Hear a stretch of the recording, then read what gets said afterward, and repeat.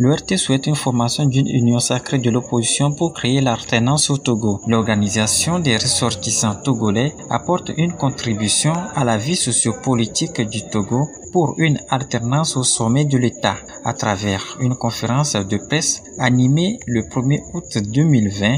Les premiers responsables sont revenus sur les causes des échecs de la lutte des peuples et des grands leaders de l'opposition. Au moment où le monde entier traverse une crise sanitaire occasionnée par la pandémie Covid-19, le Togo traverse une crise sanitaire couplée d'une crise post-électorale caractérisée par un bras de fer politique entre une partie de l'opposition et le pouvoir, laissant les populations à leur trésor.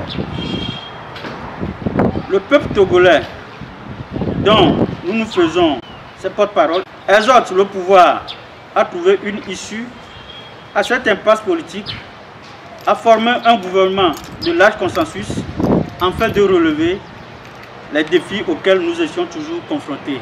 Pour arriver à créer une alternance, 5 recommandations ont été formulées par l'URT. 1. S'atteler à l'œuvre de formation politique de la nouvelle génération pour un réveil de conscience nationale. 2. Envisager une union sacrée de l'opposition dont les conditions, les objectifs et stratégies de lutte sont clairement et préalablement définis. S'approprier d'ores et déjà de la limitation de mandat présidentiel votée à l'Assemblée nationale le 8 mai 2019, afin d'écarter toute tentative de modification constitutionnelle ultérieurement. 5. Intégrer dans les actions politiques plus de coopération internationale.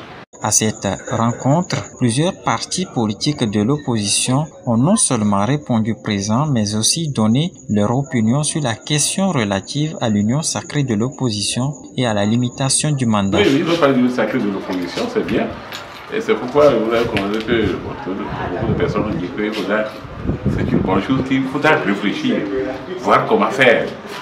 Qu'est-ce qu'on va mettre dans ce qu'on entend par l'union sacrée de l'opposition pour arriver à l'alternance. Comme l'a dit tout à l'heure, nous sommes en dictature et il faut chercher de voir des moyens pour essayer de sortir un peu de la dictature, bien de contourner la dictature pour aller à l'alternance. Nous avons connu beaucoup de regroupements, depuis le phare, Front des associations pour le renouveau, jusqu'au dernier regroupement, la coalition C14. Donc nous avons une grande expérience des regroupements. Si on tient vraiment toujours à l'union, il faut unir les peuples. Il faut faire une convergence des luttes et coordonner tout ça. C'est quoi la convergence de lutte? C'est que ce que les syndicalistes font, est-ce que ça intéresse le peuple ou pas? Ce que les étudiants font à un moment donné, est-ce que c'est le peuple? Est-ce que tous ceux qui ont des problèmes, ils ne peuvent pas coordonner leur action pour avoir les résultats escomptés? Pour le représentant du Parti des Togolais, l'option de la lutte démocratique ne peut créer l'alternance au Togo, longtemps gouverné par des dictateurs. On ne peut pas parler d'alternance dans une dictature. Et le Togo est un régime autoritaire. Le Togo a un régime autoritaire, donc on ne peut pas parler d'alternance. L'alternance est normale dans une démocratie. Et c'est les élections qui font qu'il y a alternance. Mais le but d'une dictature, ce n'est pas de partir. On ne peut pas avoir d'alternance dans une dictature. Et donc c'est pour ça que nous disons qu'au lieu de dire lutte pour l'alternance, luttons pour l'instauration de la démocratie. Parce qu'il y a eu l'alternance au Togo, contrairement à ce que les gens disent. Parce qu'en 2005, Gnassingbé Adema est mort et Faure Gnassingbé est venu au pouvoir. Le système est resté le même, nous sommes toujours en dictature. Mais si on voulait parler d'alternance seulement, on a eu l'alternance. Et on peut, un dictateur peut partir et être remplacé par un autre dictateur. Est-ce que c'est ça qui est intéressant pour le peuple togolais? Si c'est ça que nous voulons, choisissons. Mais nous, au niveau du Parti des Togolais, nous pensons qu'il faut la démocratie. En fait, aujourd'hui, il ne faut même plus se préoccuper de qui va gouverner.